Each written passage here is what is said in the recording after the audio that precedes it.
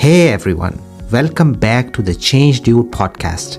I am your host Saeed Rafe, and today we are diving into one of the most widely used frameworks in modern project management, Scrum.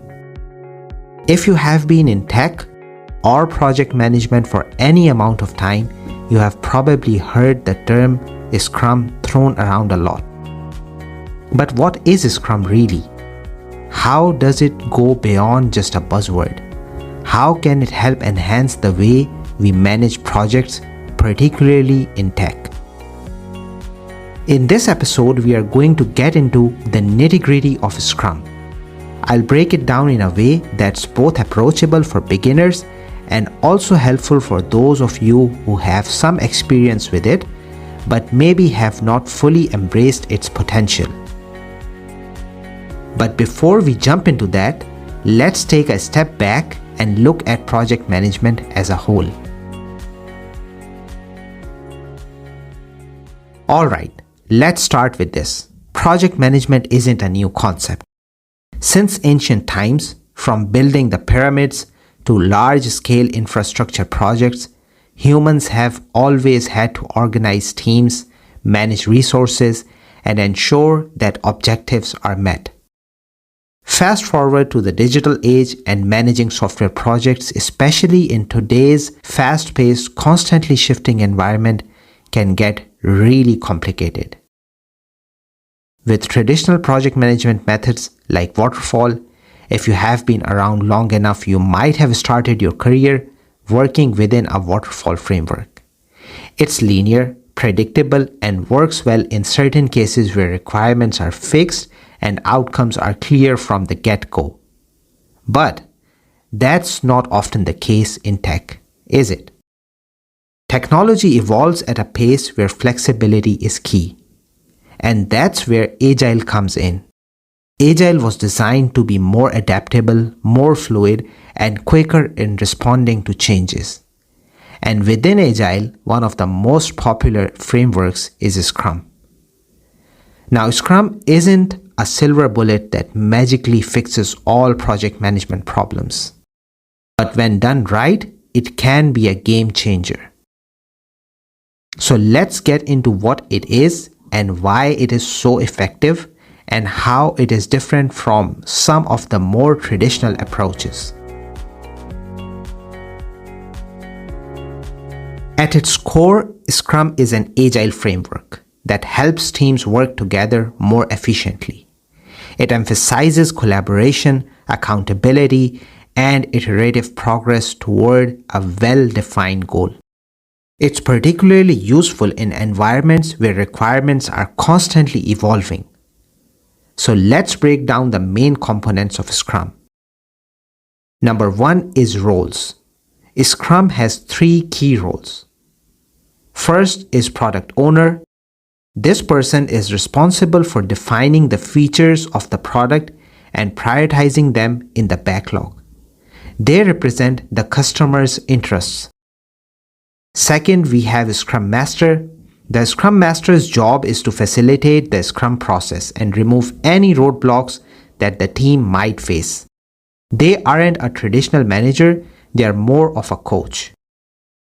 Finally, we have a development team. These are the folks doing actual engineering work, designing, coding, testing, etc. A typical Scrum team is small, usually no more than 9 people. The second component of Scrum is ceremonies or events. There are several key events in Scrum that help the team stay on track. First of all, we have sprint planning. Before each sprint, the team and product owners sit down to decide what tasks will be completed. Second, we have daily stand-ups. A quick daily meeting where everyone shares what they are working on, what's blocking them, and what they will do next. Third, we have sprint reviews. After the sprint, the team reviews what they have accomplished with the stakeholders. Finally, we have sprint retrospective.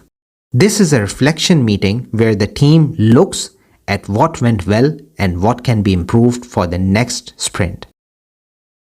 Third component of Scrum is artifacts. Scrum also has some specific artifacts that are used to track progress. First of all, we have product backlog. That is the complete list of all tasks that need to be done. Second, we have sprint backlog, which is the list of tasks that will be completed only during the current sprint. Third, we have increment, the sum of all completed backlog items in a sprint. So that's the basic structure of Scrum. But I want to dig a little deeper into how this really enhances project management.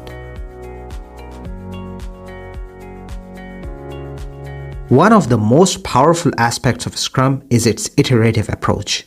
Instead of waiting months or years to deliver a completed product, Scrum focuses on delivering small increments of functionality, often in 2 to 4 week sprints.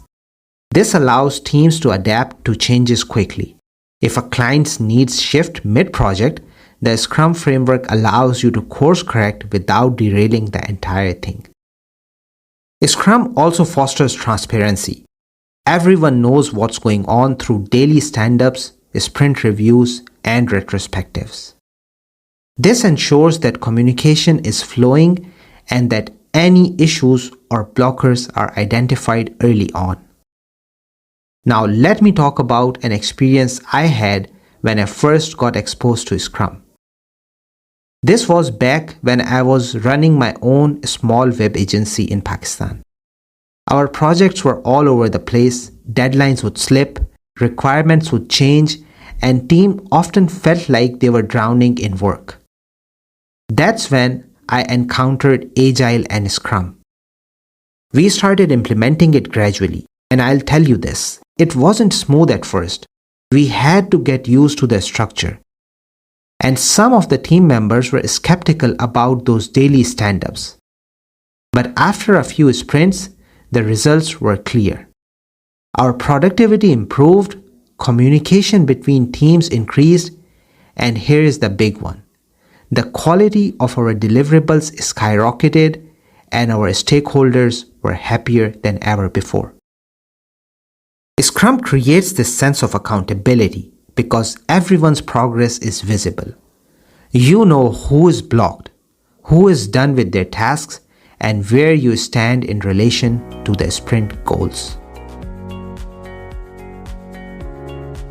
Now let's talk about the challenges of Scrum, because like anything, it's not perfect. One thing I noticed early on is that Scrum can become really rigid if you don't allow for some flexibility. I have seen teams become too focused on the process itself than the actual work. Scrum is meant to serve the team, not the other way around. Another challenge is what I call Scrum by the book. Sometimes teams get so caught up in doing everything exactly as prescribed that they lose sight of the bigger picture. So remember, Scrum is a framework. It's meant to be adapted to your team's needs. Finally, scaling Scrum can be tricky. It works great for smaller teams, but as your team or organization grows, you may need to make adjustments or introduce new layers of management like Scaled Agile Framework, or as it is called in its short form, SAFe. So, to sum it up, Scrum is an incredible tool for teams that need to be flexible and responsive. Its iterative nature combined with transparency and accountability can significantly enhance your project management approach. But like all frameworks, it's important to adapt it to your specific needs and stay focused on the goals of your project. Now, if you have been working in an Scrum environment and you are finding yourself stuck or overwhelmed, here is my advice. Focus on the principles of Scrum, not just the mechanics. Make sure your team is working toward shared goals, communicating regularly, and most importantly, iterating and improving.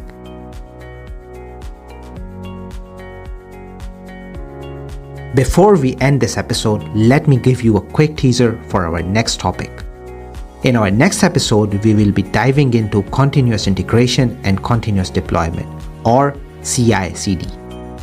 If you have ever wondered how teams automate their code deployment process, or how you can make your projects more efficient by integrating continuous testing and delivery pipelines, then this episode is for you. Stay tuned, and as always, thanks for listening to the Change Dude podcast. I am your host Saeed Rafe, and I'll see you next time.